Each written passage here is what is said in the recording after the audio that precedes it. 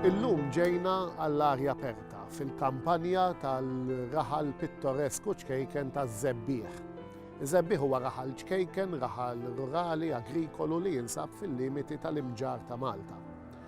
Hawnhekk f'dal-inħawi fiż-Żebbieħ insibu diversi xenarju sabiħ, insibu art agrikola fl-aqwa tagħha li għadha tinħadem b'mod tajjeb ħafna li tagħti diversi prodotti mal-mogħdija taż-żmien. Però insibu xi ħaġa interessanti, it-tempji ta' Żgorba. Tempju li għalkemm mhux kbir però huwa importanti ħafna fl-istorja tal-arkeoloġija ta' Malta. Imxi nidħlu flimkien u ngħidilkom għalfejn l-importanza kollu fuq dan it-tempju ċkejken.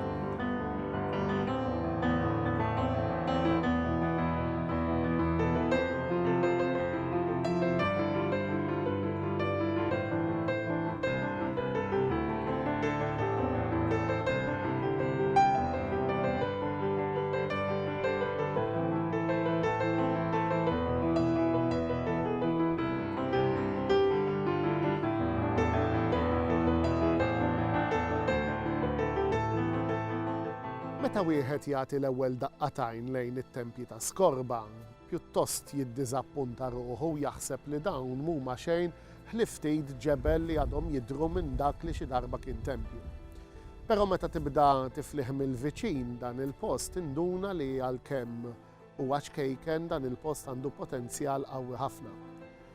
Sa nofs is-seklu ieħor kull ma kien jidher hawnhekk minn dan it-tempju kienu il-parti ta' fuq ta' tliet ġebliet kbar li taraw warajja. Fis-snin 60 tas-seklu ieħor l-arkeologu David Trump li huwa bniedem magħruf madwar id-dinja kollha x-xogħlijiet li jagħmel u anke għax-xogħol importanti li għamel fl-arkeoloġija Maltija, beda jiskava dan il-post.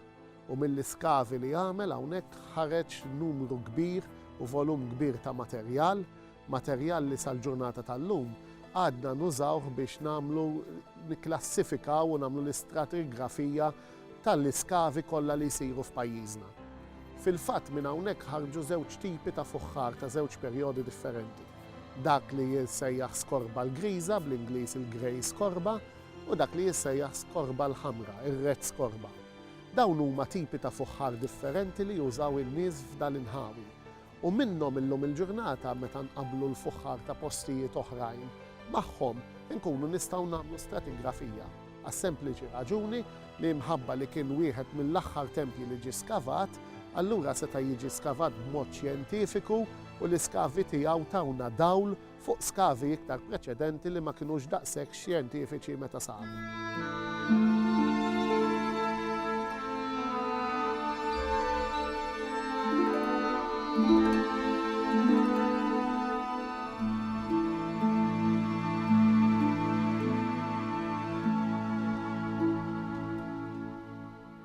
Meta niġu nżuru t-tempji megalitiċi ta' pajjiżna dejjem ngħidu li dawn più o meno għandhom ħafna somiljanzi. Però jien inħobb ngħid li kull wieħed imbagħad għandu dik ix-xi ħaġa li tagħżlu mit-tempji l-oħrajn. Fil-każ tat-tempju ta' Żgorba insibu din il-ħaġa wkoll. L-ewwel ħaġa nsibu dawn it-tlet pilastri kbar, megaliti kbar li huma ta' daqs ħafna kbar minn dawk li normalment insibu f'tempji oħrajn. Oriġinalment suppost fuq din in-naħa fuq naħa tax-xelluk tiegħi kien hawn oħra, però din xi darba tneħħiet minn hawnhekk. Daw it-tlieta għadhom wieqfin huma l-unika tliet biċċiet minn dan it-tempju li kienu jidhru meta dan kien għadu mirdum bil-ħamrija. Però l-iktar ħaġa li tagħżel lil dan it-tempju minn tempji oħrajn huwa dak li nsibu quddiem l-entratura prinċipali tiegħu. Normalment f'tempji oħrajn insibuha sija fil-ħaġar qim, sija f'ħaltar xien u anke fl-imnajdra insibu żewġ toqbiet ġol-art quddiem l-entratura prinċipali tat-tempju. U daw bl-Ingliż ngħidulhom libation holes. L-arkeologi għandhom ħafna teoriji fuqhom, però l-iktar teorija li hija aċċettata minn kulħadd hija li f'dawn it-toqob kien jitferra xi tip ta' demm jew xi likwidi bħala sagrifiċċju lejn l-art. Iroddu ġifieri d-demm tal-bejjem lejn l-art.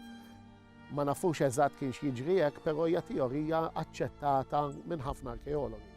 Id-differenza li għandu Żgorba li fil-waqt li t-tempji l-oħrajn insibu massimu ta' 2 minn dawn it-toqob quddiem l-entratura tat-tempju, fit-Tempju ta' Skorba nsibu 5. X'inhi r-raġuni għal din ma nafux, però dik il-ħaġa sempliċi kemm hi tagħżel it-Tempju ta' Skorba mill-kumplament tat-tempji li nsibu f'pajjiżna.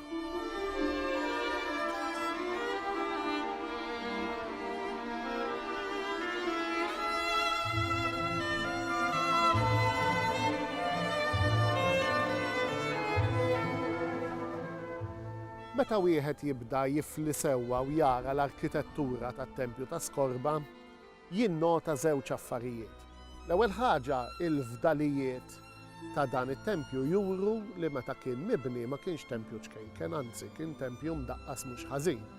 Jekk inħarsu lejn id-dimensjoni tal-abside, dan kien tempju biex niftehmu minn tal-bidu ġifieri dawk ta' 3 kmamar, 2 fil-ġnub u waħda fuq wara, li bl-Ingliż insejħulhom trifoli. Però meta nħarsu lejn id-dimensjoni tal-kmamar tal-ġnub naraw li dawn kienu kmamar imdaqsin mhux ħażin li bħala kobor iħabtuha ma' dawk tal-ġgantija ta' Għawdex. Il-mod kif huma mibnijin imbagħad juri li dan it-tempju seta' kellu l-bidu tiegħu fl-ewwel fażi tal-bini tat-tempju għax tara ġebel li seta' kien ġebel li nstab u ntuża, jiġifieri bħal meta tibni ħajt tas-sejjieħ qed taqbad il-ġebel li inqata' b'mod naturali u tibni bih. U mbagħad tara fih ukoll elementi ta' ġebel li inqata' u tpoġġa fil-post. Is-sistema l-antika kienet li l-tempju jkun mibni kollu bil-ġebel tal-qawwi.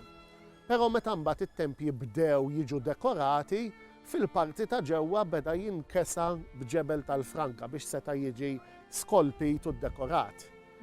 Hawnhekk naraw iż-żewġ tipi ta' ġebel, ġifieri naraw ġebel tal-qawwi u ġebel arkajk maqtuħ b'mod naturali fuq il-qoxra ta' barra u naraw ġebel tal-Franka fuq in-naħa ta' ġewwa. Dak juri li l-Skorba ma npoġġuhx eżatt fl-ewwel fażi tat-tempju, imma ftit wara bejn ġifieri l-ewwel fażi u l-fażi tan-nofs. Barra minn hekk naraw ukoll li l-ġebliet li għandu tal-Franka, speċjalment fid-daħliet tal-bibien bejn l-abside tan-nofs u l-parti ċentrali, huma ġebel li nsibu ħafna bħalhom fit-tempji ta' Ħaġarqim u ta' Ħaltarxin. Ħaġa oħra interessanti hija li pjuttost hija naqra simili għal-tempju li nsibu ta' Ħaġrat ftit il-bot minn hawn, li fil-parti ċentrali ta' bejn it-tlet abside nsibu din dispeċi ta' tarġa li qiegħed fuq qajjim li tiddistakka mill-kumplament tal-art tat-tempju. F'ċertu postijiet minnha din hija wkoll dekorata wada tidher sal-ġurnata tal-lum.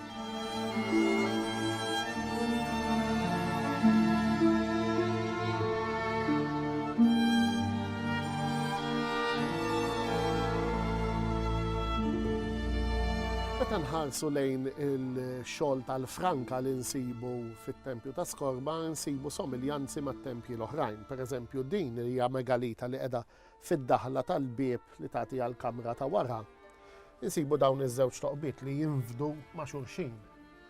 L-arkeologi jinterpretaw dawn it-tip ta' toqob li kienu xi ħaġa jew biex seta' tintrefa' il-ġebla minnhom, jew inkella kien xi forma ta' sokor biex il-ġebla tiġi hawnhekk jiġi msakkar xi forma ta' bieb. Li u fiċ-ċert huwa li dan it-tip ta' xogħol insibuh komuni kważi fit-tempji kollha. Sija Ħaġarqim, Ħaltarxin, li mnajdra nsibu dan it-tip ta' xogħol. Ġifieri dik hija xi ħaġa li tpoġġi mbagħad lit-Tempju ta' Skorba fil-kuntest tat-tempji l-oħrajn. Hawnhekk imbagħad naraw interventi li saru iktar tardivi. Pereżempju dan il-ħajt li meta tħares lejn il-pjanta tat-tempju issib li dan ma jagħmilx sens hawnhekk. L-abside ta' wara qiegħda ddisturbata b'daw il-ġebel qegħdin jiffurmaw ħajt u qed jaqtaw parti minnha. Skont David Trump jista' jkun li dawn kienet xi żieda jew xi forma ta' arranġament li sar fil-fdalijiet ta' dan it-tempju fil-perjodu li ġie wara, ġifieri fil-perjodu ta' żmien il-Bronż. Tajjeb ngħidu biex intom tkunu tifhmu aħjar x'aħna ngħidu li l-perjodu tat-tempji dam madwar 2000 sena u mbagħad f'daqqa waħda ġara xi ħaġa fejn dawn in-nies kważi spiċċaw fix-xejn. U warahom jiġi perjodu ieħor, il-perjodu ta' żmien il-Bronż, meta n-nies ta' żmien il-Bronż it-tempji ma żawhomx iktar bħala mqades, imma kienu jużawhom bħala post fejn jitfnu. Partijiet minnhom nafu li Ħaltarxin saret żgur u jista' jkun li anke dal-inħawi. Li hu żgur li dan l-intervent għamluh in-nies fi żmien il-Bronz, jiġifieri meta t-tempju ta' Skorba kien diġà mhux qed jiġi użat.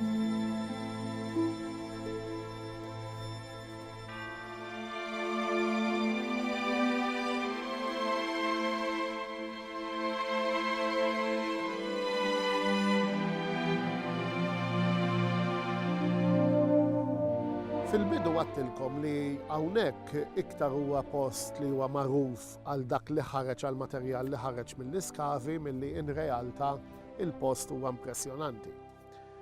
Biżżejjed insemmu li minn hawnhekk waqt l-iskavi instabet l-eqdem figura umana li sibna fil-Gżejjer Maltin. Hija figura arkajka ħafna li llum il-ġurnata tinsab fil-Mużew tal-Arkeoloġija fil-Belt Valletta. Però barra dik imbagħad instabu rappreżentazzjonijiet ta' figuri umani oħrajn li wkoll qegħdin fil-Mużew tal-Arkeoloġija u nstab ħafna fuħħar.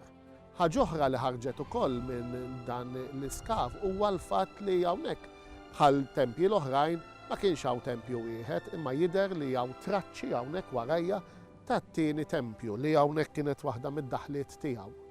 Juri li għandek tempju bit-trifoil hemmhekk bit-tlet absida dik in-naħa u fdal ta' tempju ieħor fuq din in-naħa.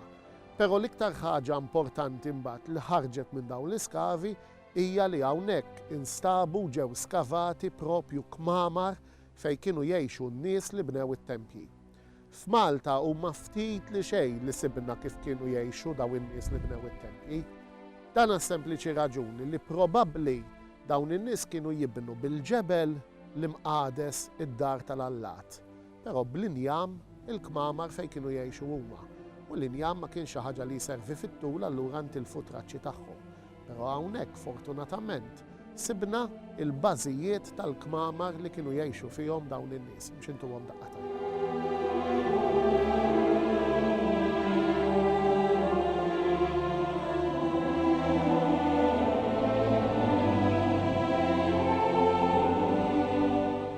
ċertu rapporti fuq l-iskaf ta' Skorba nsibu mniżżel Skorba Village, mhux Skorba Temple, u dan sara sempliċi raġuni li hawnhekk instab propju l-pedimenti tal-kmamar li kienu jgħixu fihom in-nies li probabbli bnew it-tempju li probabbli kienu jaduraw il-Allat fit-tempju.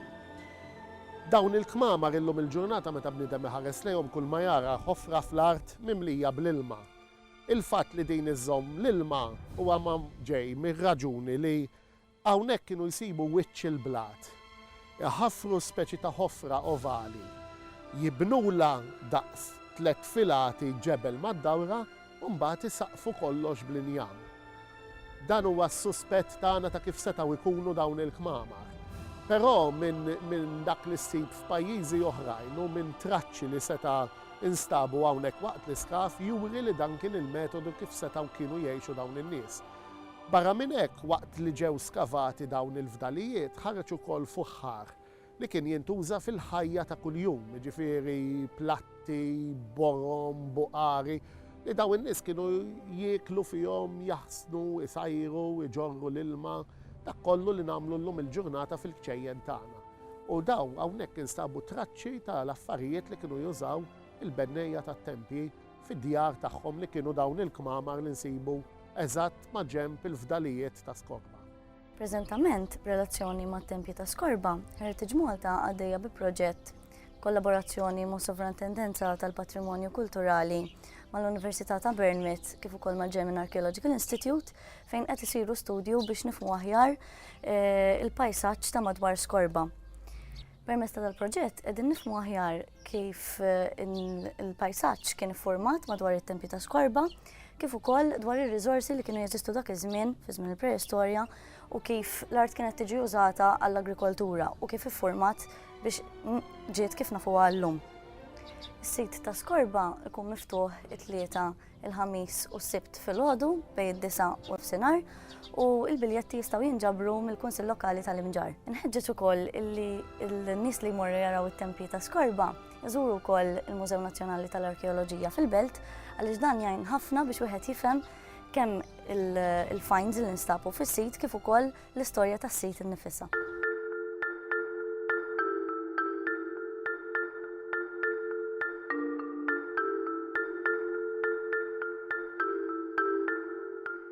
Heritage Malta dan il-post illum il-ġurnata qiegħda tiftħu 3 darbiet għal pubbliku. Ġifieri nfetaħ nhar ta' Tlieta, nhar ta' Ħamis u nhar ta' Sibt. Ovvjament id-dħul fil-post imħabba li l-post mhux daqsan kbir huwa limitat għal ċertu numru ta' persuni u jinfetaħ fl-istess ġurnata li fil-viċinanzi hawnhekk it-tempji ta' Ħaġrat ġewwa l-imġar ikunu miftuħin għal pubbliku wkoll biex bekk bniedem jista' jara żewġ postijiet f'darba waħda. Barra minn hekk ukoll Heritage Malta għamlet numru ta' tabelli ta' informazzjoni li fuqhom dak li jkun mhux sempliċiment ġi jara it-tempju u kważi ma fehm xejn għax taraħ sempliċi u taraħ li ma tantx għandu xi ħaġa impressjonanti, però meta taqra l-informazzjoni li hawn fuq dawn it-tabelli li nsibuhom mifruxin mal-medda kollha tas-sit, bniedem jista' jitgħallem ħafna fuq dan il-post u japprezza iktar l-importanza ta' dan il-post storiku, ta' dan it-tempju li minkejja ċokon tiegħu huwa kif għattilkom post li minnu ħarreġ volum kbir ta' informazzjoni fl-arkeoloġija ta' pajjiżna. Aħna ġejna fit-tmiem ta' din iż-żjara li għamilna ġewwa t-tempji ta' Skorba, jew aħjar il-villaġġ ta' Skorba fiż-Żebbiegħ viċin l-Imġar. Se nħallunkom hawn u nkomplu bil-programm Malta u